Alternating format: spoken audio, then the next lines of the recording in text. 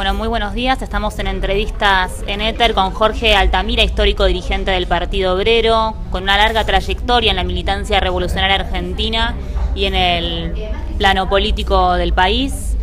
Bueno, Jorge, buen día, bienvenido. Estamos acá en el bar Crespín. Muchas gracias por prestarnos el lugar. ¿Cómo se inició, Jorge, en la militancia? Mira, francamente no hay un momento, porque viví en un hogar muy politizado, porque mi padre se interesaba por la actividad sindical y por la actividad política, de modo que entré a militar como sin tránsito.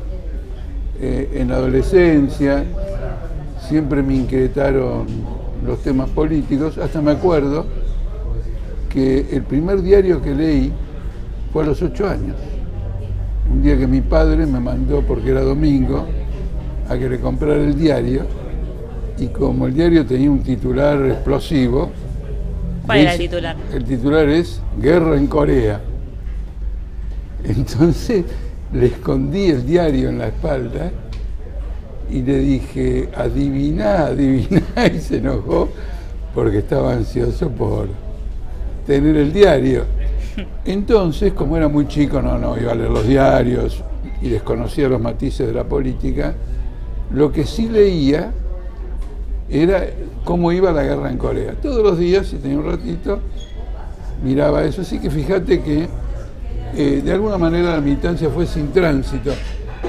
Pero yo acostumbro a decir que mi fecha de bautismo político, en cierto modo, fue cuando el delegado de donde yo trabajaba, y yo acababa de cumplir 15 años. Entonces el delegado donde yo trabajaba me encomendó una tarea de coordinación con otras empresas del mismo sindicato. Sí. En una época en que no había un gobierno militar. Y la función de la coordinación era organizar un acto el 1 de mayo. Y bueno, después fui al acto del 1 de mayo, me sentí como parte del acto, del constructor del acto, porque nadie sabía que yo cumplía una tarea que me daban los delegados de pasarles correos que ellos enviaban entre ellos. De forma clandestina. No sé exactamente si de forma clandestina, pero ellos estaban en el trabajo, yo podía salir, y según donde estaba iba a una empresa diferente, del sindicato de la sanidad. Mirá. Entonces me sentí parte del acto en el sentido que conocía la trama, porque estaban los oradores que estaban y tenía 15 años. Lo vivo como, digamos, una fecha de bautismo, pero no me sorprendió. Es decir, el delegado no me convenció.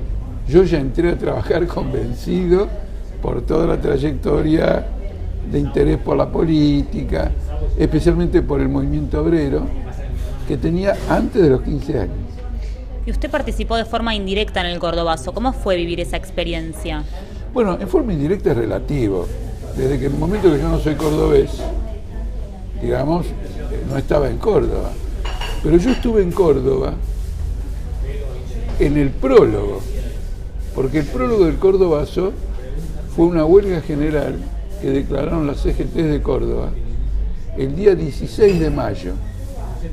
Yo estaba en Córdoba y después de 3 años de dictadura militar observé una provincia totalmente paralizada y dije, chao querido, Bolonganía, con esto vas a desaparecer. Estaba conmovido, tenía una alegría por la huelga general del 16 de mayo de 1969. Quiero decirles de paso, porque si me olvido después me voy a sentir mal, que es una centésima demostración que la clase social que ha luchado por la democracia en la Argentina ha sido la clase obrera. Les puedo dar ejemplos innumerables, pero este es uno. ¿Hay alguna experiencia que se pueda comparar con el Cordobazo en la actualidad? Sí, nosotros tenemos acontecimientos superiores al Cordobazo. ¿En qué sentido? En el sentido de su amplitud. Por ejemplo, en enero de 1919 se produjo la llamada Semana Trágica, Sí. en que, dirigidos por los sindicatos anarquistas, después de la muerte de unos trabajadores en una fábrica metalúrgica, declararon una huelga general y prácticamente tomaron el control de la ciudad de Buenos Aires. Y después tenemos también, en enero, pero del año 59, una lucha contra las Fuerzas Armadas en el barrio de Mataderos, porque se quería privatizar el frigorífico Lisandro de la Torre, y cuando las Fuerzas Armadas entraron al barrio, se declaró una huelga general indefinida, que fue cumplida de una manera impresionante, absolutamente impresionante, y fue la primera vez que se derrocó verdaderamente a la burocracia sindical.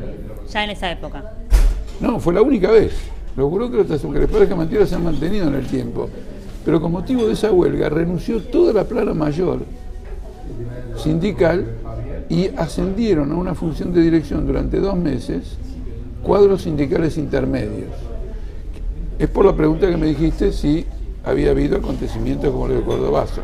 Y finalmente, no quiero dejar pasar el 17 de octubre de 1945, cuando la CGT declara una huelga general para el 18 y los trabajadores se adelantan y desde el Gran Buenos Aires y en la capital se movilizan el 17 de octubre de 1945 para pedir la libertad de Juan Domingo Perón, que estaba encarcelado en la isla Martín García. ¿Usted se imaginó que iba a ganar Mauricio Macri como presidente de la Nación? Bueno, imaginar exactamente, no sé, no recuerdo ahora el tema de imaginar, pero que era una posibilidad, por supuesto. Que era una posibilidad, por supuesto, porque el deterioro del gobierno kirchnerista era muy acentuado.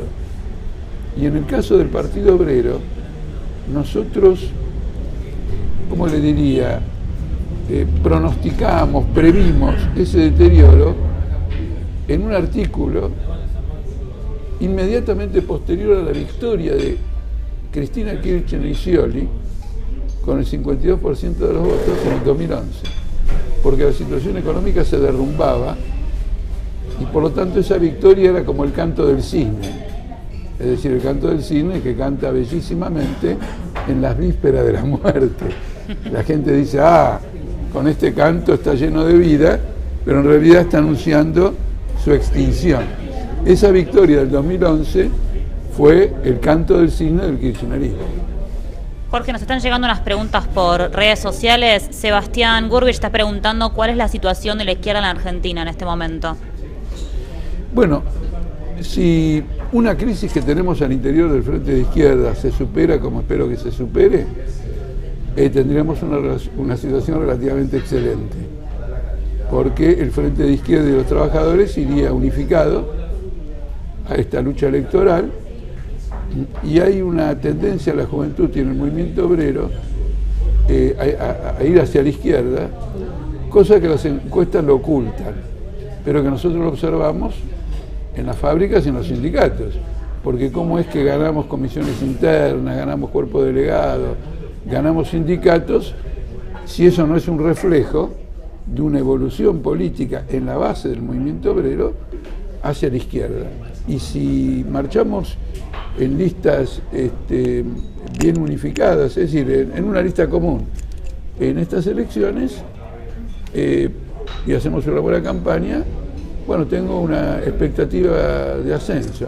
En el resto del mundo se observa también, en distintos aspectos, un giro de la juventud hacia la izquierda.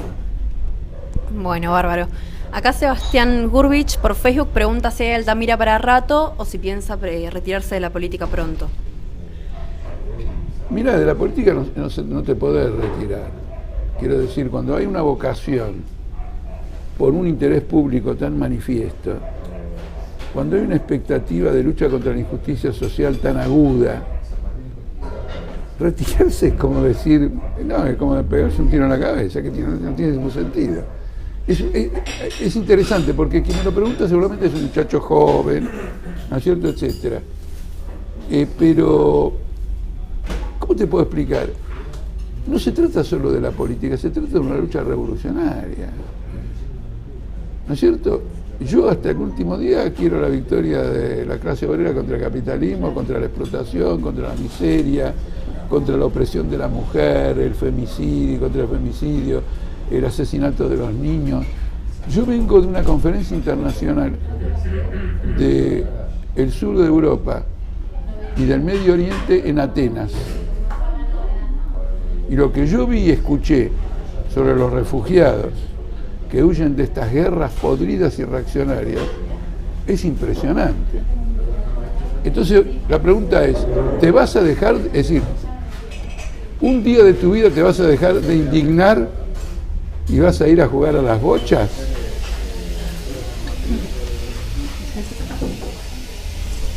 Bueno, y hablando de las próximas elecciones, queríamos saber cómo crees que viene la JP este año y qué implica que Cristina se presente. El tema es el siguiente, esto lo leí hoy y me llamó poderosamente la atención, voy a escribir algo sobre eso. En los círculos de Cristina, están los diarios de hoy, se dice que terminó el pacto republicano. ¿Qué quiere decir el pacto republicano? El pacto de el Frente para la Victoria con Macri para aprobar todas las leyes macristas. Es decir, que estaban en yunta.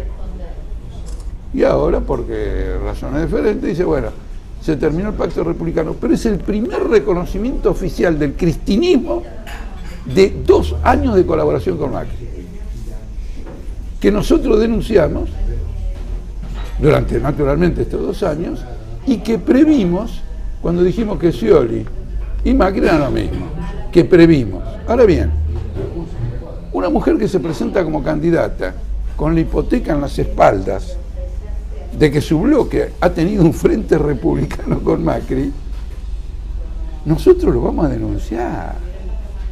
Le vamos a decir, no la voten, porque todo lo que diga de Liberación Nacional y Popular y todo lo demás, mentiras. Ella va a formar una lista con gente que durante 2 años votó a Macri y que ella cree que de aquí en adelante no lo van a votar. Cree, porque todavía no tengo ninguna evidencia de que los gobernadores, los intendentes, los diputados y los senadores, ninguna evidencia, vayan a romper el acuerdo de gobernabilidad con el macrismo. Entonces es una candidatura que no sirve al pueblo trabajador. Ahora que se presente, porque daremos una lucha política en defensa de los planteos de la izquierda y de la clase obrera. ¿Corre riesgo la unión del PJ en cuanto a la interna Cristina Randazzo? Bueno, el PJ ya está dividido porque tiene varios bloques, se ha ido dividiendo permanentemente. Inclusive en las próximas elecciones creo que ni van a usar el nombre PJ. Van a cambiar, que se van a llamar Frente Ciudadano o alguna cosa por el estilo. Mire, yo les voy a decir algo que quienes nos vean pueden naturalmente entender como controversial. El peronismo, como movimiento histórico peculiar, original de la Argentina, no existe más. Lo que existe es una serie de personas que han comprado el cartel de peronista para hacer una carrera política personal. Pero como expresión de un movimiento popular que en cierto momento de la historia hizo un planteo de autonomía nacional, no existe más. Y no existe desde el día en que Juan Perón, Isabel Perón y López Rega crearon las 3A.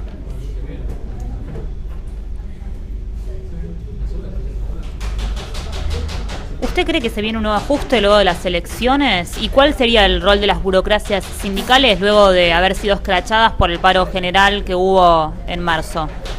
Bueno, no, la situación de la burocracia sindical es muy comprometida porque tiene un gran repudio en el movimiento obrero, quizás con algunas excepciones de burócratas sindicales que han firmado algún convenio mejor que otros sindicatos, pero también está en declinación. Me llama la atención que busquen postularse como diputados, como diciendo, si mañana pierdo las ventajas de ser burócrata sindical, por lo menos cobro la dieta en la Cámara de Diputados y sigo farreando en la vida.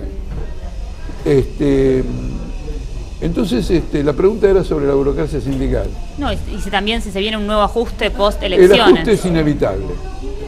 porque hay una onda en estos últimos días que dice, mira Macri, si no haces un ajuste, el plan económico se viene en banda.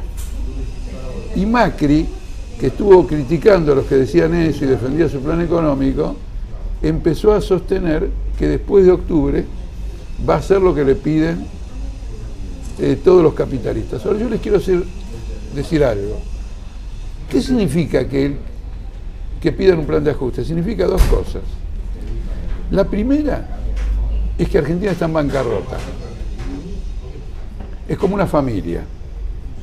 Dicen, chicos, se acabó la pizza de salir a comer pizza los domingos. Es un ajuste. ¿Por qué? Porque el papá y la mamá tienen deudas familiares o personales que solamente pueden pagar reduciendo los gastos de la familia.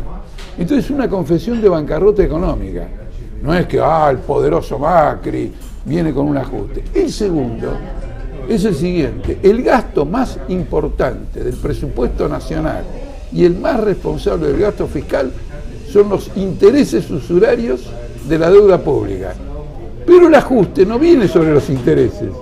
El ajuste fundamentalmente viene contra los jubilados. Porque se va a modificar el sistema jubilatorio y anunciaron que van a crear una cláusula de ajuste semestral de jubilaciones inferior a la actual. La actual no sigue la inflación, pero la que va a venir, la combinación de índice de ajuste de la jubilación, va a hacer que las jubilaciones aumenten por debajo de la inflación. Perdón, Jorge, tenemos una pregunta también en vivo de Gerardo González. ¿De cuánto piensa que va a ser la inflación final de este año? Bueno, no va a ser la del gobierno. Eso es incuestionable. No va a ser esta del 12, 17%. Pero la inflación en la Argentina es indetenible porque la carga más importante de aumento de las tarifas de los servicios públicos está por venir. ¿Me explico? Y eso afecta al salario de todos nosotros, porque pagamos más de luz, de lo que ustedes quieran, pero también afecta a los costos industriales, que los dueños de las empresas cargan a los precios. Entonces vamos a una situación muy grave de endeudamiento muy fuerte del Banco Central, sin detención del crecimiento de los precios, debido a este problema de las tarifas. No hablemos ya de que si hay alguna perturbación internacional y el peso se devalúa, el impacto sobre la inflación va a ser mortal.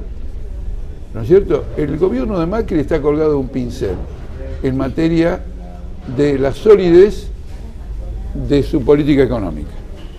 ¿El caso Odebrecht podría ser interpretado como un carpetazo o puede llegar a definir la votación? ¿En Argentina o en Brasil? En Argentina. Mira, en Argentina está ocurriendo algo singular. Odebrecht está dispuesto a confesar todo si le dan ciertas garantías. Una de las garantías más importantes tiene que ver con que los negocios de Odebrecht continúen. Cuidado con lo que les voy a decir.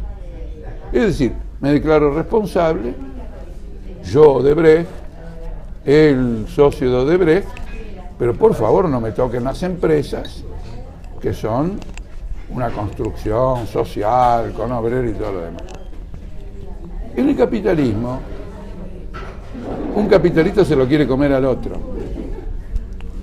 Y Macri no le quiere dar a Odebrecht la garantía de la continuidad de los negocios para sacárselo y dárselo a la gente de él. ¿Se entiende? Entonces esto lleva a una situación explosiva. Acá lo que están discutiendo ellos no es la corrupción, es quién se come a quién por el tema de la corrupción. Es decir, si vos tenés corrupción, aprovecho eso para hundirte y ocupo tu lugar.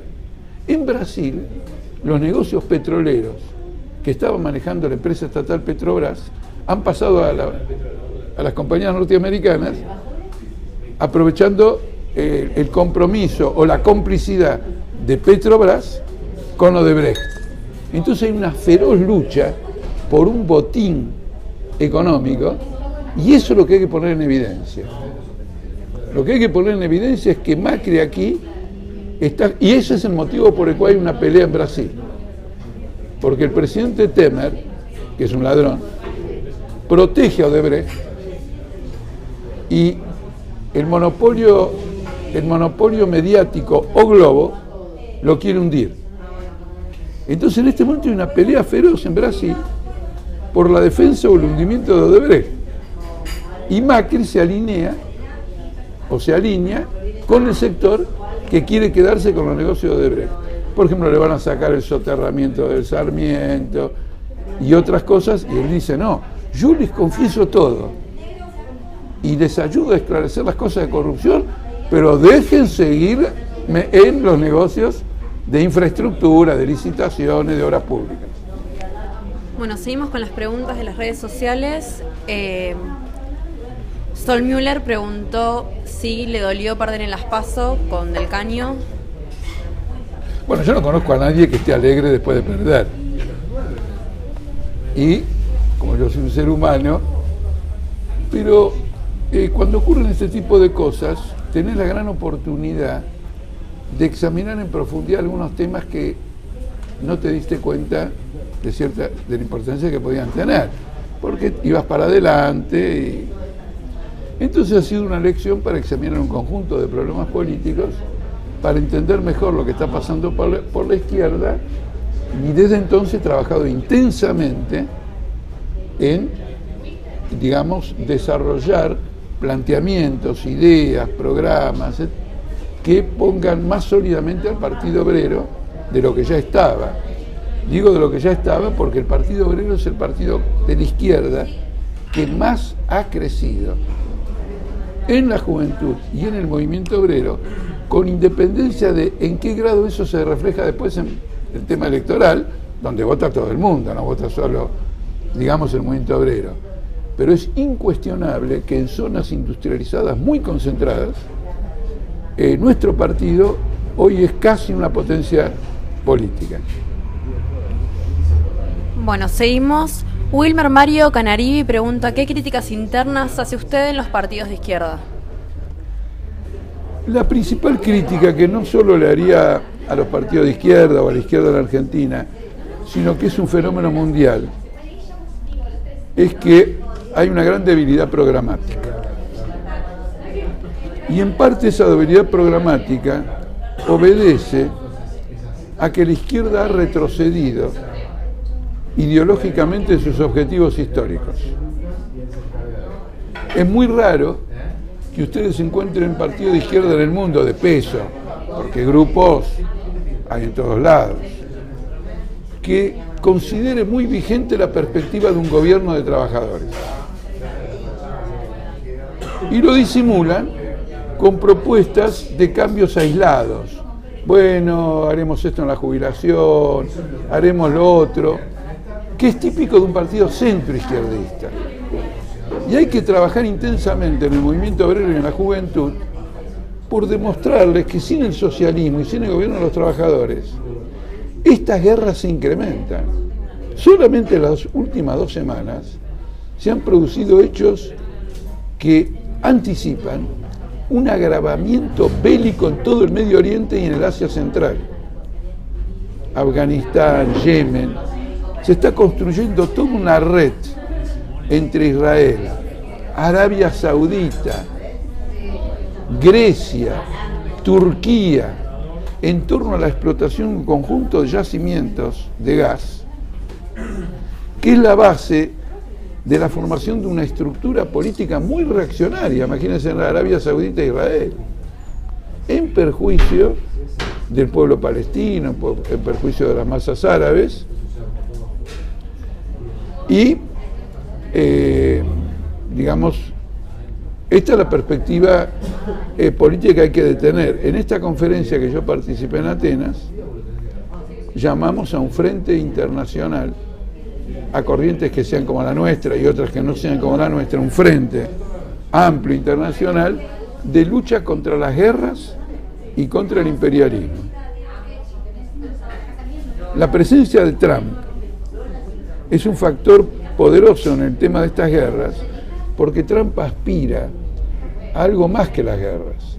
Aspira a alinear al pueblo norteamericano con las guerras, en la conciencia de que si vos no tenés a tu pueblo apoyando tu política belicista, esa política belicista puede entrar en crisis. Ustedes recuerden cuando subió Trump, millones de mujeres, el primer día, no le dieron tregua, no le dieron un minuto de tregua. Acá todo el mundo le da tregua, ay, fue electo, qué sé yo. Ni un minuto de tregua, millones de mujeres a lo largo de todos los Estados Unidos salieron a protestar contra Trump, al mismo tiempo que contra la misoginia de Trump, que uno dice, bueno, es un tema femenino, no, contra el sistema político norteamericano que sostiene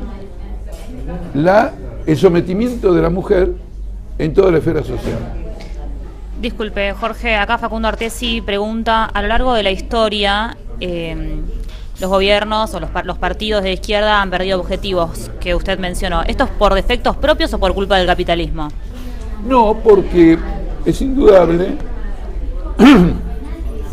Miren, nosotros este año cumplimos 100 años de lo que se llama la Revolución de Octubre, que tiene una importancia gigantesca. La Revolución de Octubre es un hecho histórico irreversible, porque creó en la conciencia de la humanidad, y cuando digo en la conciencia de la humanidad quiero decir lo siguiente, en la conciencia de los de abajo y en la conciencia de los de arriba, que los antagonismos capitalistas llevan a la revolución social.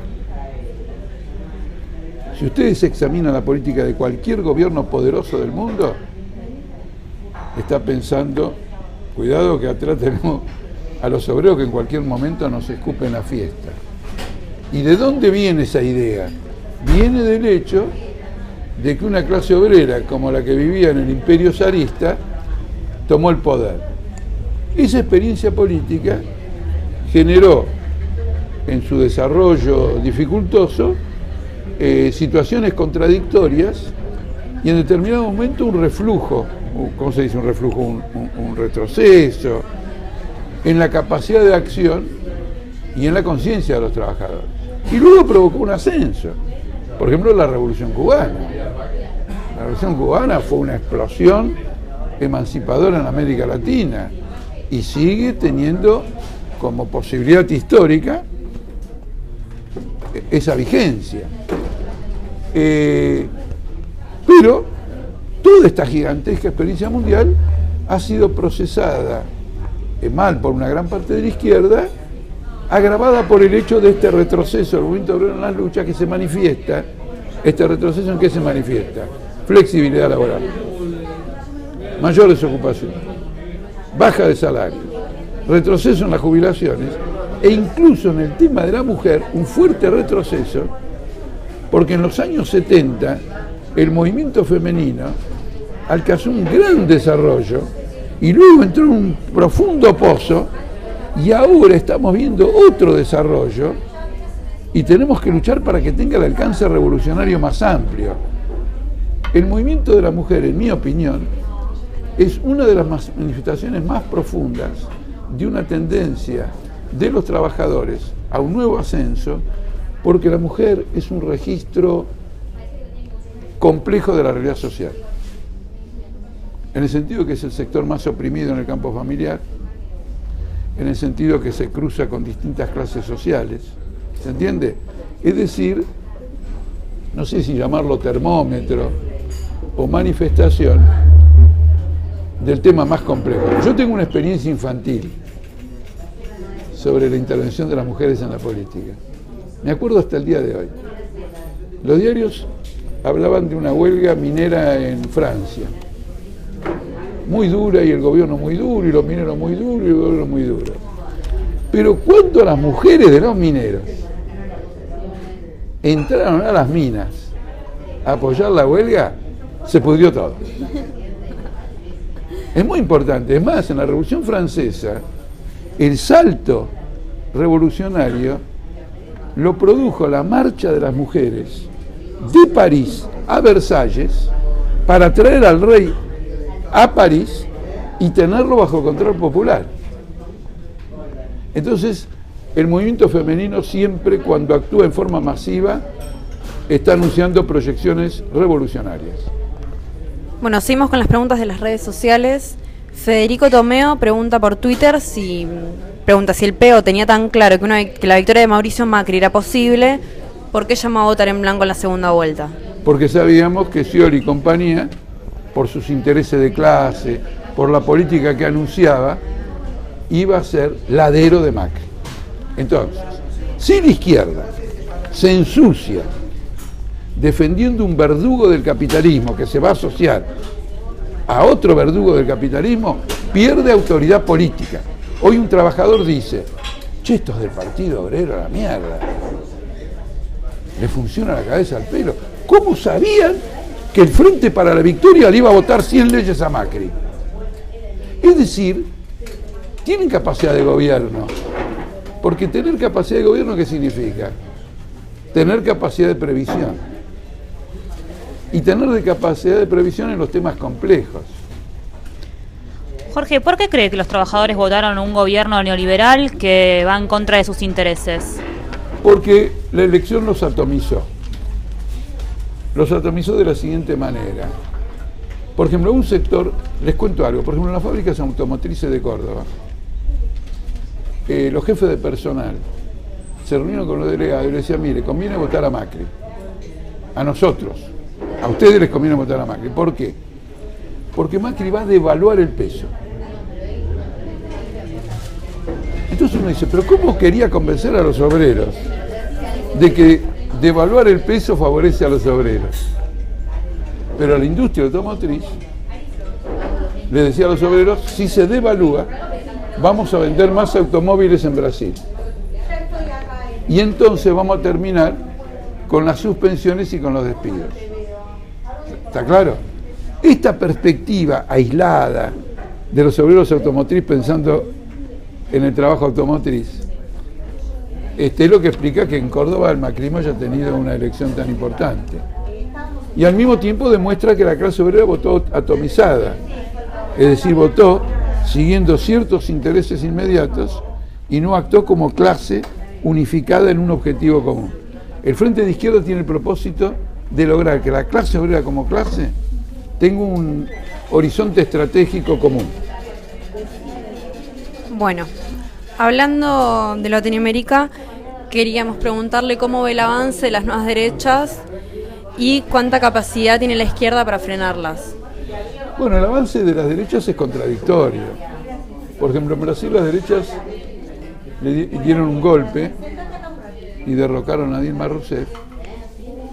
Y el que se lo dio era un aliado de la izquierda, de Dilma Rousseff, su vicepresidente. Es decir, acá vemos la complicidad del PT de Brasil y por lo tanto de la izquierda, entre comillas, en Brasil con la derecha. Ahora, el que enfrenta un golpe es la derecha.